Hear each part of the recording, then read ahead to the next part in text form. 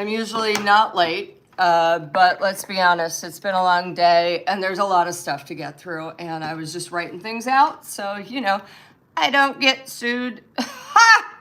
Either way. I mean, jeez, I'm so mad about this. So, story time. A bunch of you guys may not know this, but I was the deputy editor of Page Six from 1999 to 2009. So basically, the entire time that Epstein was doing some really bad things. And I remember all the dudes, all the guys, all these guys, they were in our circle. And I have to say, no one did anything inappropriate with me, but also it must be noted, I came from a huge position of power. Page Six was insanely influential at the time. It was really the only gossip column that mattered. People would run to read us. And, you know, I had the power of the Post and the Post lawyers behind me. So, hold on one moment. Let me get my coffee. One moment.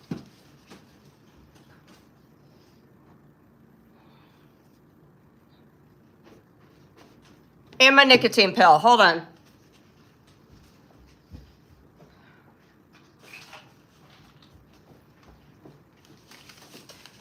Talking about this time makes me want to smoke, and I don't smoke anymore, so I do nicotine pills. Fun fact. Anyway, I was actually very protected. They were not going to mess with me, and I was very lucky. Now, I know I'm going to get a lot of questions. Why didn't you write about these guys? Specifically, Harvey Weinstein. And I have to tell you, I did.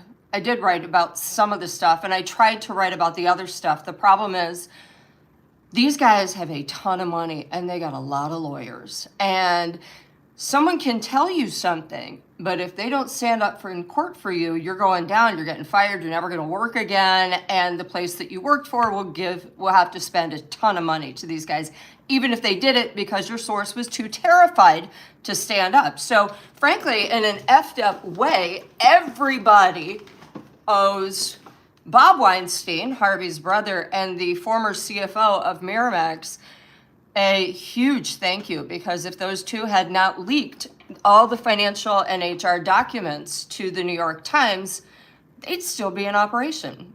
All these guys, I don't think any of this would have had a big a thing if Me Too had not happened, and that was all kicked off by Harvey. And we're talking powerful guys, obviously straight up to the president, Bill Clinton. And yeah, I mean, look at the sweetheart deal that Epstein got for 2006. Remember when Jeffrey Epstein was convicted of soliciting a minor and a prostitute for sex, and he got 13 months in a county jail. It was, county jail and allowed work release. So a child diddler, basically was allowed to live at home and kind of had camp at jail. It's disgusting. So you have to understand, you can write things, but you better have backup. And now that a lot's gone down, we can tell the stories about what happened. Harvey is in jail. He's been convicted of many crimes. He's appealing them all, but great. That's okay. And, I got some other stories about these guys. I mean, again, let me just point out that Alexander Acosta, who was the prosecutor of Epstein in 2006, 2008, then went on to work in the Trump administration. He was basically, rewarded for being soft on Jeffrey. So Jeffrey didn't say anything about anyone else. But you know what? Let's get into Harvey, because we talked about him first. Harvey Weinstein. That guy. Yeah. I have to read some of this verbatim. So Epstein allegedly, according to the files, ended his relationship with Harvey as Harvey was too aggressive with one of his favorite girls. Now, we know that some of these girls were raped, horrifically beaten, whatnot. So if Harvey was too aggressive with a favorite girl, goddamn, you can only imagine what the hell happened. It's not pretty. Yep. And this is also crazy. I have to read this one verbatim because it's allegedly. Another FBI report has an unverified tip claiming that Harvey sexually assaulted a woman in Epstein's Florida mansion while Jay-Z watched. Yeah, you heard that. We're getting to Jay-Z in a minute. But, here's what I saw. And I did see some nasty things. I was there the night that local Fox News reporter Lawrence Sivan was attacked in 2007. It happened at the Jane Hotel, now the San Vicente Towers, or San Vicente Bungalows, whatever. And I remember arriving, and the manager, who is still a friend of mine, was really upset. He was ashen looking, and I said, "Hey, what happened? What's wrong?" And he told me that Harvey had basically shoved Lauren into the kitchen, attacked her. When she fought him off, he jacked off into a pot plant. Later, Lauren did tell me that as well. Yeah, and we couldn't write about it. Lauren didn't want to go to court, which Harvey would have sued for. And yeah, and the manager certainly didn't, because he was trying to be an actor and he would have been blackballed from the industry. So when the victim and the eyewitness, the manager saw it happen, by the way, through a crack, and if they don't want to go to court, they can't go to court. So I ended up writing a blind item about it. It was insanely upset. A coworker of mine had comforted a sobbing Rose McGowan after she told him that Harvey had raped her. So that's one of the charges Harvey was actually, I believe, sent down for. Anyway, sobbing hysterically. And we couldn't do anything with that either, because Rose would not go to court for us and Harvey would have sued us. So even though, again, it was a firsthand source, you can't do anything if the person isn't going to show up to court. It's so annoying. And the other thing is, he also had protection. So at another party, it was in, it was in the early days. I want to say 2003, 2004. I watched Harvey physically attack a New York Observer reporter at the time, Andrew Goldstein. It was at a party for this model, Karen Duffy's book. I love Duff. She's great. She wrote a book. Harvey had a book in print at the time. He published it. He had a huge party. It was 2002. I take it back. And so we all show up to what at the time was the Tribeca Grand Hotel. Andrew Goldstein walks in, and there's a female reporter. And there'd just been an item about Harvey's anger management issues, to say the least. So the female reporter walks up to Harvey and she asks him about it. And she says, and Harvey gets really mad and calls her a name, something like a B word or whatever. And Andrew walks up and says, "You can't talk to her like that." And Harvey, you have to understand, Harvey was huge, 6'3", fat as a house too. I mean, big. We're talking linebacker. Takes Andrew, shoves him, takes him by the collar, throws him on the floor. And I'm like, Jesus effing Christ. And then gets someone and throws him out the door, saying something to the effect of, "I'm the sheriff in this goddamn town." Next day, I was like, well, I'm going to write about this. It's crazy. I also wanted to write about it because all the other reports, including the New York Times, didn't mention it. They got the New York Times guy on the phone, to James something or other. He wrote their social column.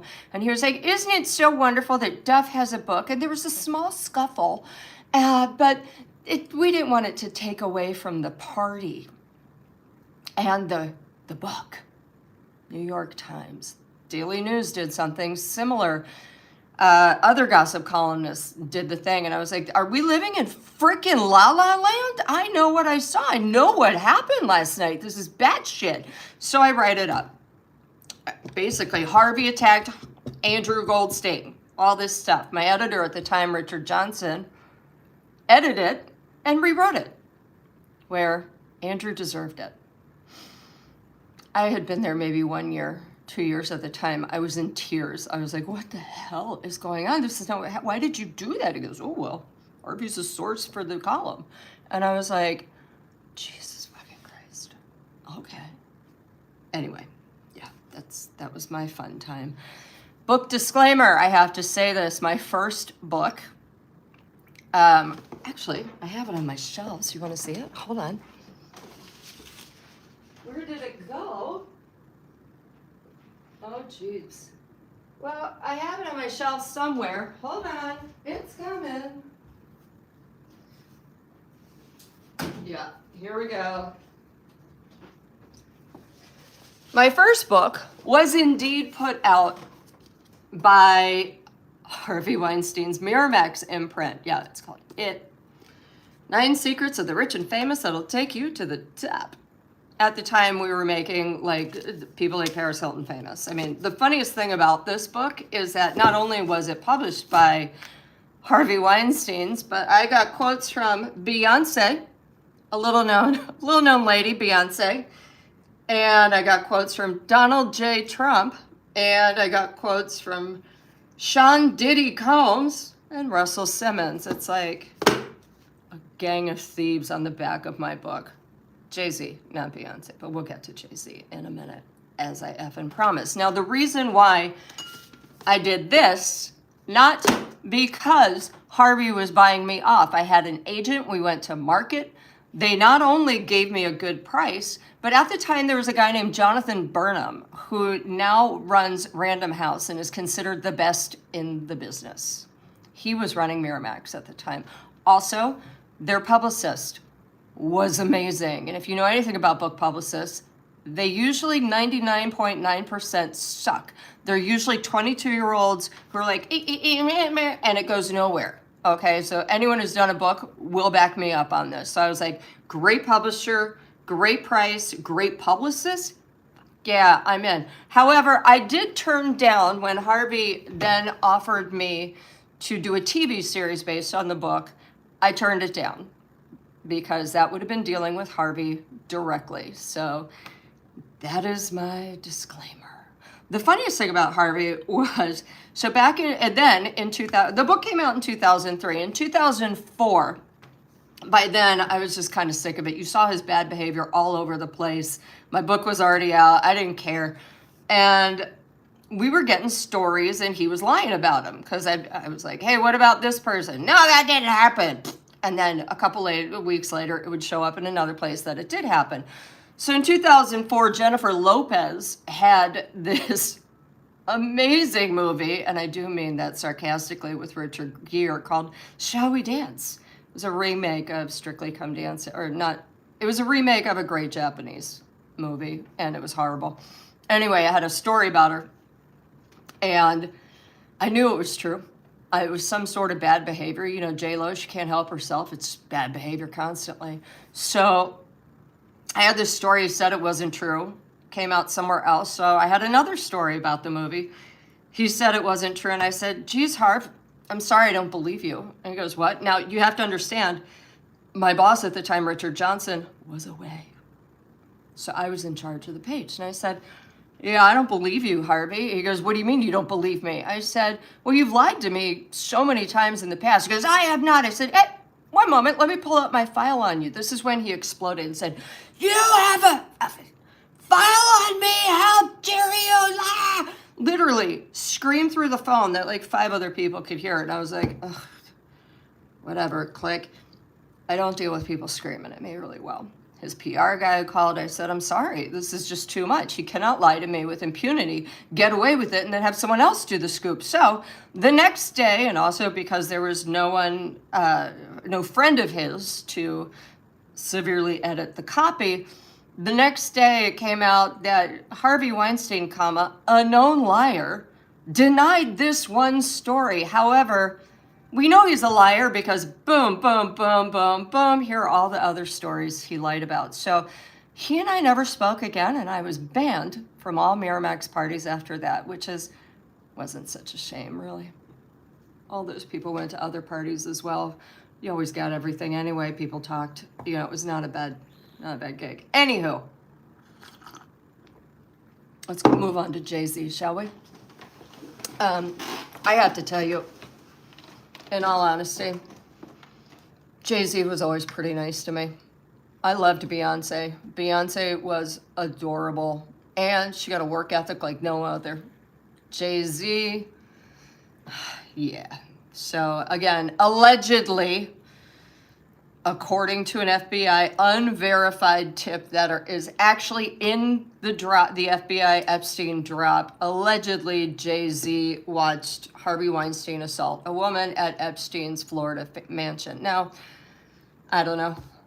I mean, listen, we all knew he liked him young. Back in, I think it was 2007, Jay-Z told Charlie Rose that he had met Beyonce 10 years ago, which would have made her 16. Let's be honest, at the time, all the guys were doing it. I mean, remember R. Kelly? R. Kelly's marriage to Aaliyah? That kind of stuff. So, and Jay-Z, whatever. Karine Steffans, who was one of the video girls that everyone called Chicken Head. Really nice, isn't it? Karine Steffans did write a book called Confessions of a Video Vixen, in which, while Jay-Z knew Beyonce was trying to court her, date her, that Karine did give him a blowjob, but used a condom, which is nice, and it's also a lot more than Bill Gates allegedly did. So let's get into Bill Gates, shall we? Awesome.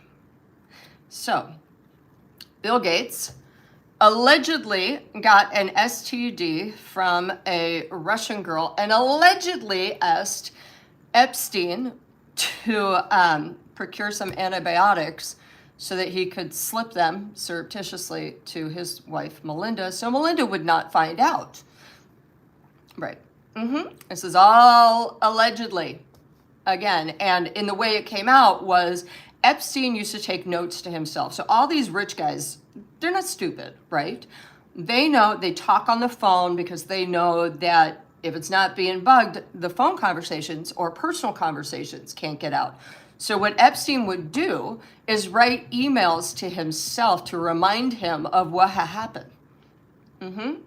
Yeah.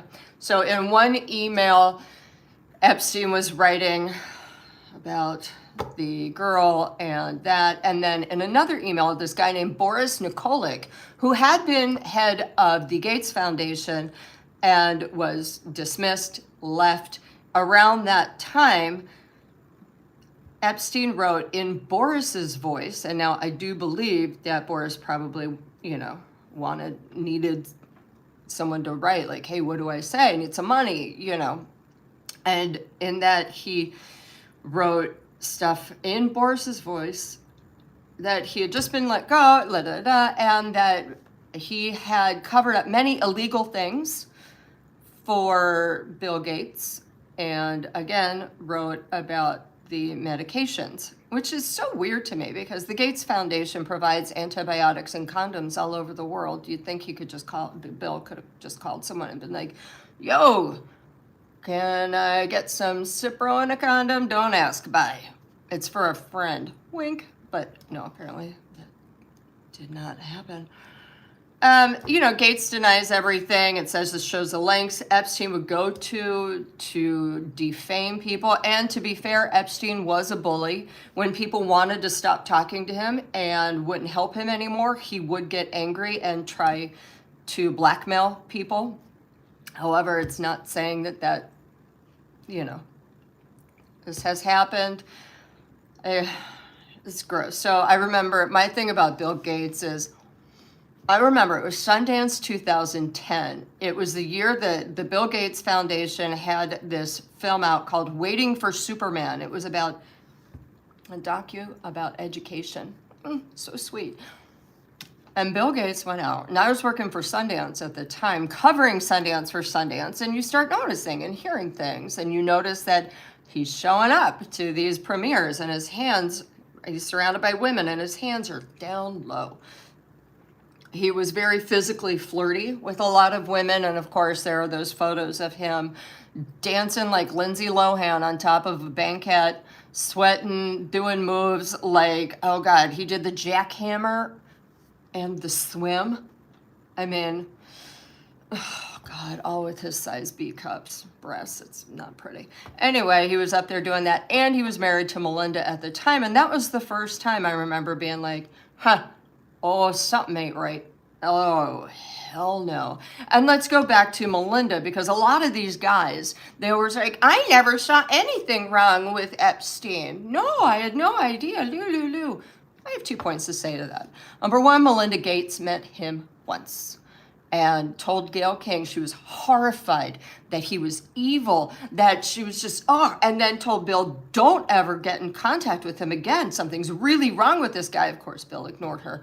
They ended up divorcing. I think we now know why. But the other point is, like attracts like. That's all I gotta say. You see what you want to see, and when you identify with someone and you feel so comfortable with someone, how were these guys so comfortable with a guy that Melinda Gates said was evil personified? You tell me, because Epstein wasn't a great actor. Anyhow, we'll move on. Steve Tisch, that old billionaire in LA, God bless him. Yeah, he's co-owner of the New York Giants. He's produced a bunch of films, including Risky Business. Ooh, so apropos. Steve Tisch wrote hundreds of emails to Epstein asking if the girls Epstein was sending him were civilian or pro. Apparently, Stephen Tisch had a little thing for hot blonde Ukrainian/Russian hookers. He wanted ages, names, nationalities, appearances before he would meet with the girls that Jeffrey sent him. And, Jeffrey would be like, she's Tahitian, she speaks French, totally gorgeous, getting a degree. These kind of things, it just makes your stomach churn. And, the funniest thing about Tisch, so this is regarding an unknown Ukrainian girl. After Tisch met with her, the next day Epstein writes to Stephen Tisch, report just in. You did very well. She wants to go to the play. She is a little freaked out by the age difference because he old as Methuselah, but go slow and wait. I will try to convince her not to return to Ukraine. Having her crying worked. Who made her cry? Why did she cry? And no wonder she wanted to go back to the goddamn Ukraine, because anything would be better than being sent to that and working for Epstein. And, it's funny because I used to go to LA all the time. I haven't been for 10 years. The town grosses me out, not gonna lie. And the funniest thing is, though, I did have somebody be like, hey, oh my God, Steve Tisch. I was like, Steve Tisch? And every single woman I've ever met in New York and LA who has met him would always say, do not go there. And I believe the words dirty bird were used always in conjunction with Steve Tisch. He's got a bad reputation when it comes to women.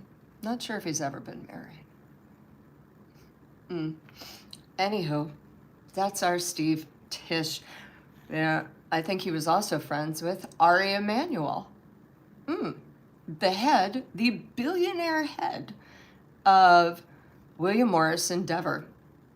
Now, Ari has a book coming out, and, it's Rolling the Calls. It's a memoir where it's going to give you a real fly on the wall kind of insight, and he's going to be bold and raw and all this other shit, but I bet it won't mention Epstein.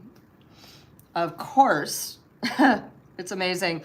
It's going to chronicle his upbringing in a success-obsessed Chicago family and his reputation as the real-life inspiration for the Entourage character, Ari Gold.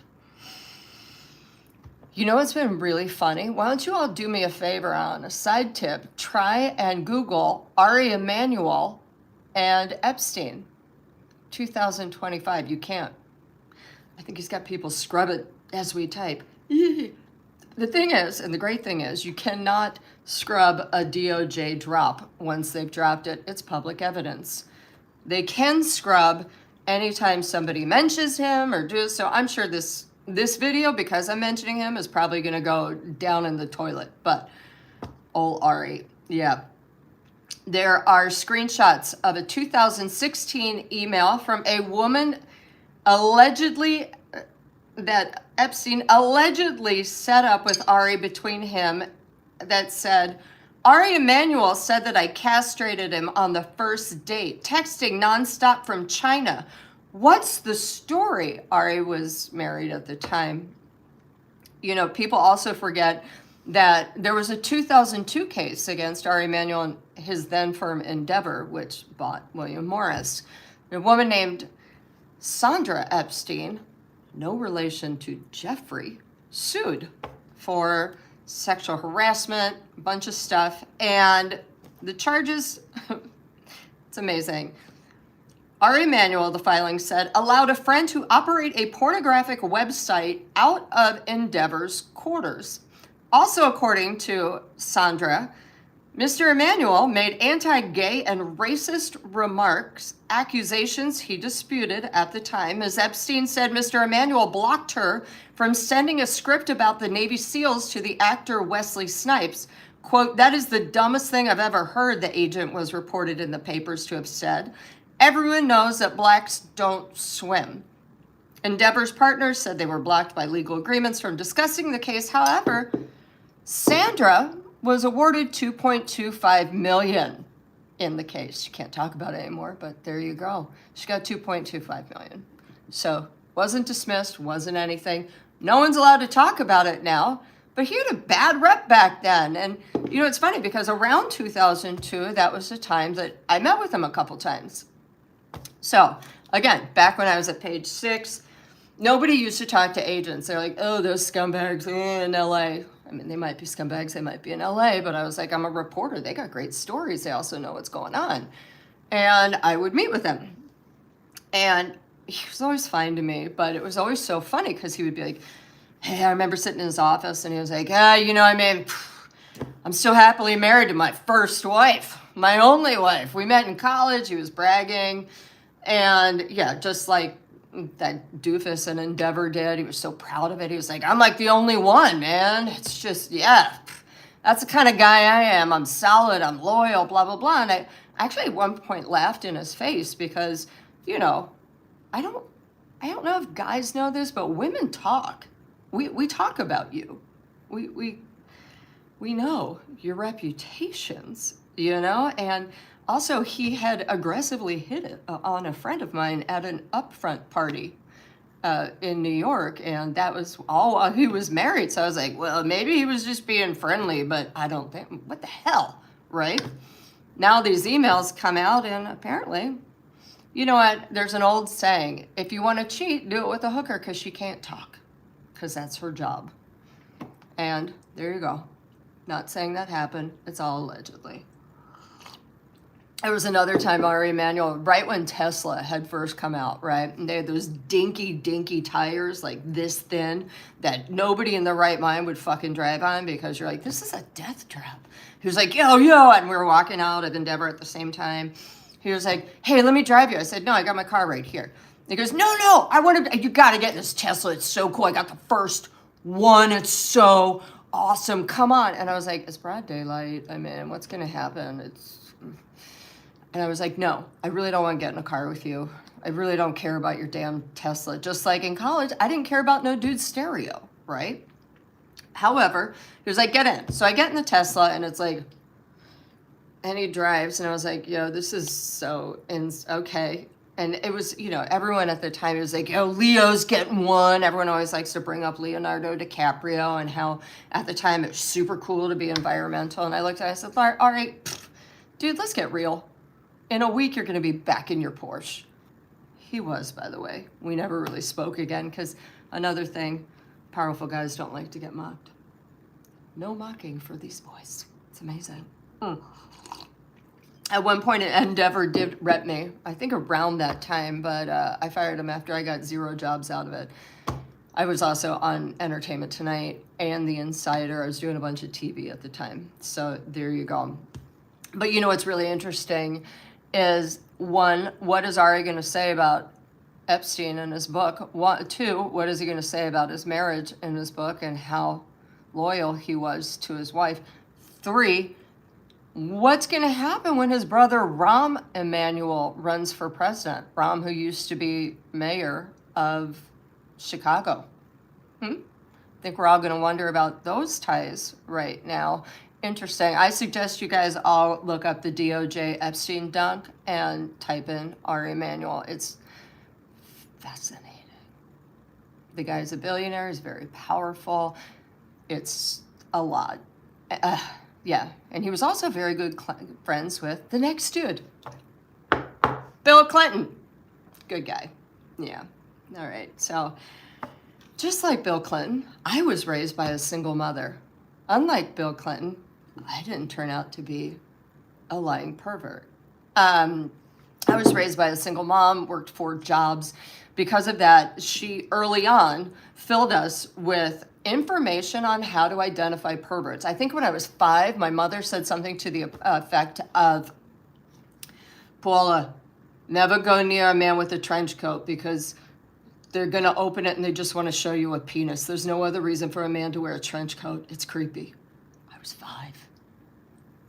She raised us with a lot of rules, including don't go near a van with no windows because, only rapists, murderers, and perverts drive van with no windows. I mean, of course, there are plumbers and electricians, but whatever. It did take me until I was 23 to walk by a van with no windows. I remember her being like, anyone could be in there right now with the tape over their mouth. You wouldn't know. We wouldn't know. They could just run out and grab you at any time. She was a little paranoid, but she kept us safe. All right. And I mean, I do think I was the only one who saw Silence of the Lambs and was like, thought it might be a comedy. Because I was like, what the hell is this girl going up to a guy in a van with no windows when it's dark out and helping him move a pleather love seat into the back? Ooh. I mean, the senator's daughter was clearly not raised by Anne Froelich. Bing. Anywho, getting back to it. A lot of Bill Clinton always gave me the creeps. One woman can say something and you're like, well, maybe. But when there's 6, there's 7. You got Juanita Broderick with her alleged rape claims.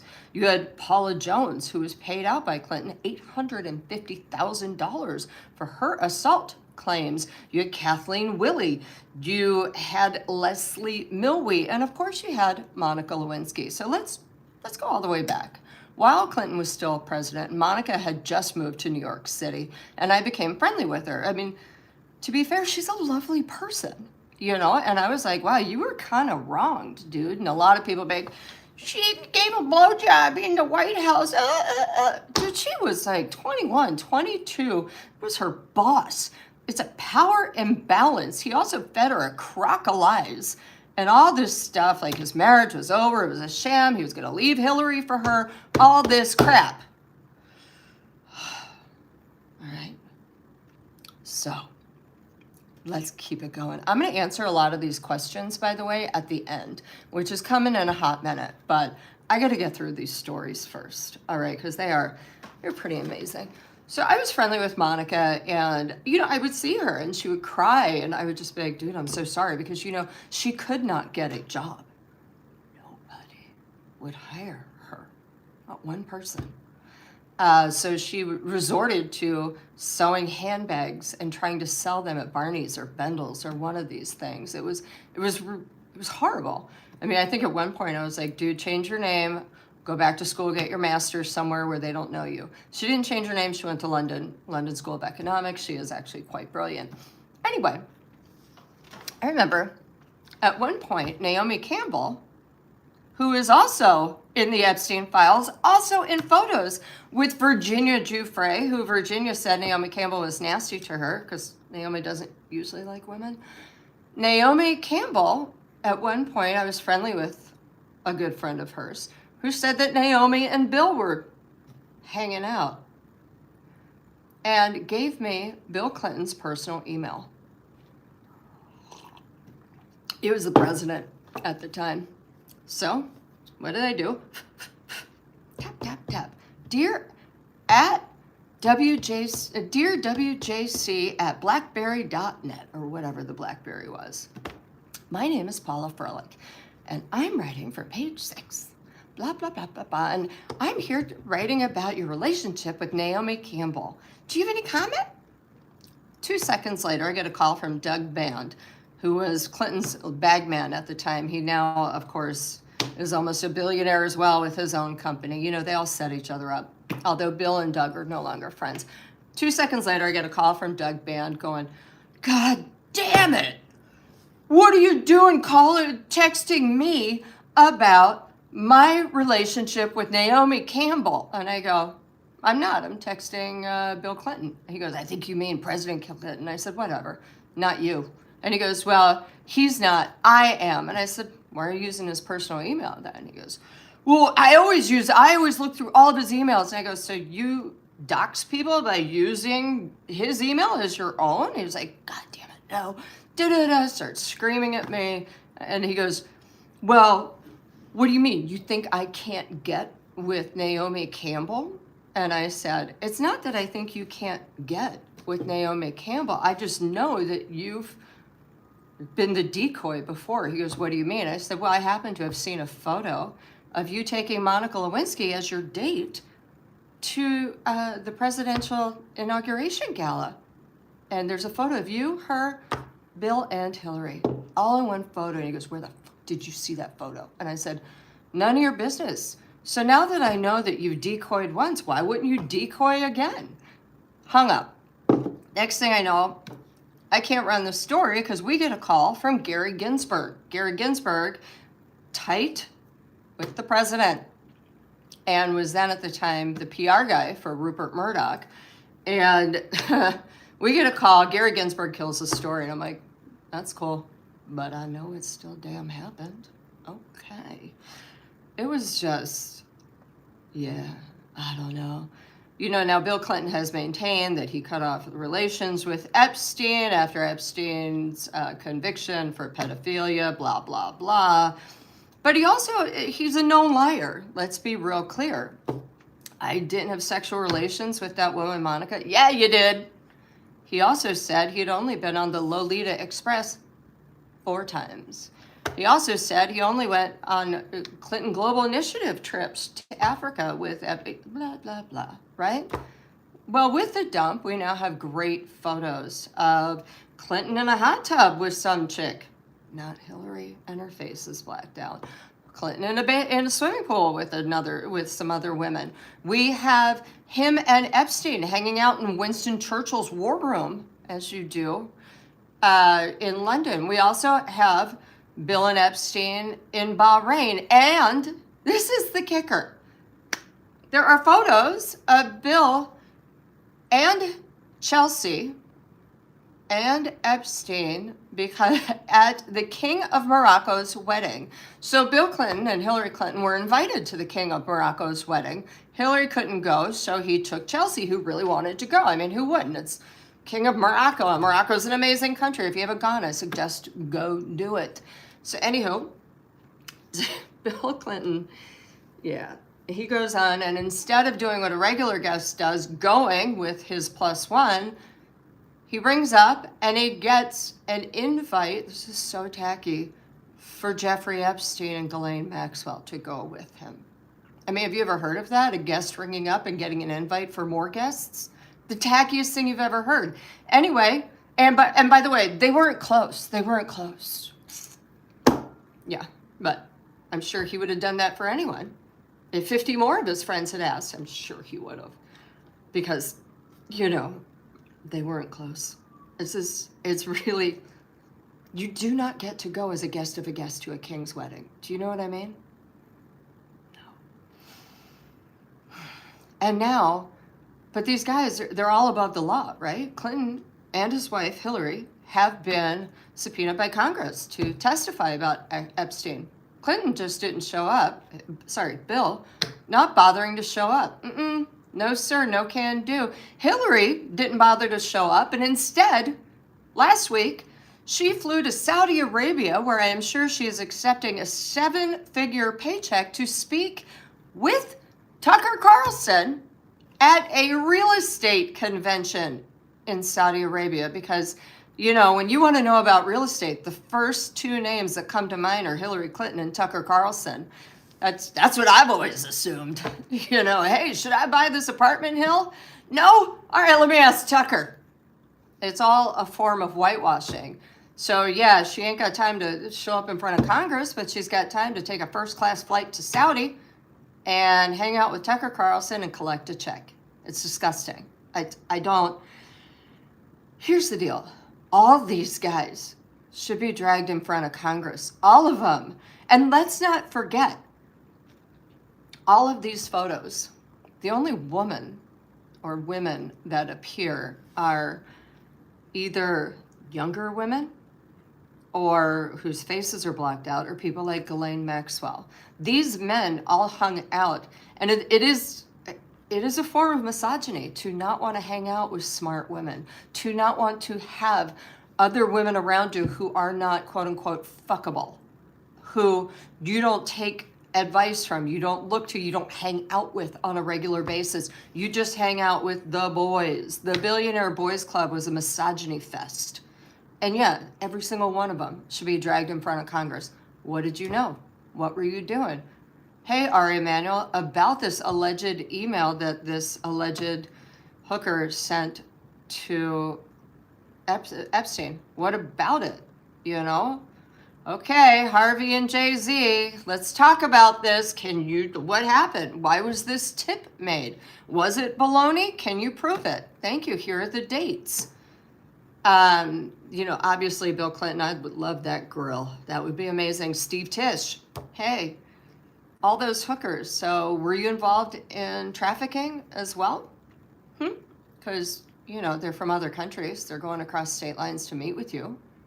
What's going on with that? And just, it's disgusting. Alexander Acosta, you know, the prosecutor. What did you know? It's gross. People talk about the glass ceiling. There's a glass ceiling for a reason. You know, these guys don't want the women there who would actually be able to call them out on their shit or be like, hey, what's going on here? Yeah, not down with this. Or I see what's going on. Women see you. That's the problem. And a lot of times these guys don't want to be seen by the women who have the foresight, if you know what I mean. All right, let's go through some of these questions, shall we? Seems like there's comments. One moment. Hollywood Tinseltown, it's a nightmare. You are correct. Hold on.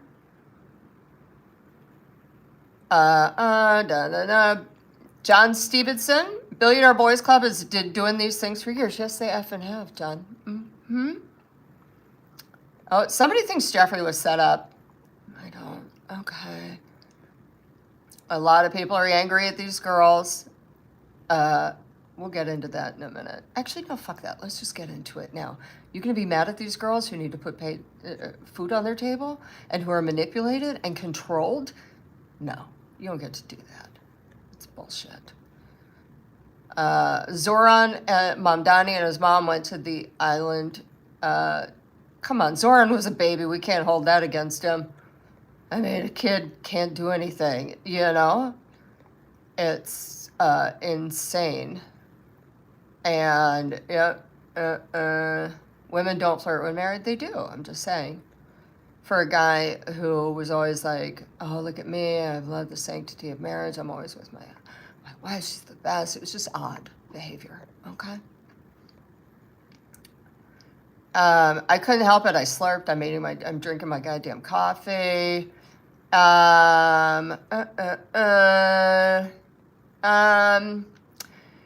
So many of us had our mothers telling us, warning us of predators. It was so prevalent in their mother's life as a child. Yeah, well, it was prevalent in ours. And I think that a lot of younger people don't really realize that the 2000s, it was a rough time for women. Super rough. You had a few people like, even now, it's not that easy. You had a few people like Sheryl Sandberg go up the ladder. But then again, Sheryl Sandberg was an acolyte of Larry Summers, who was a great friend of Jeffrey Epstein's. Let's not forget that, shall we?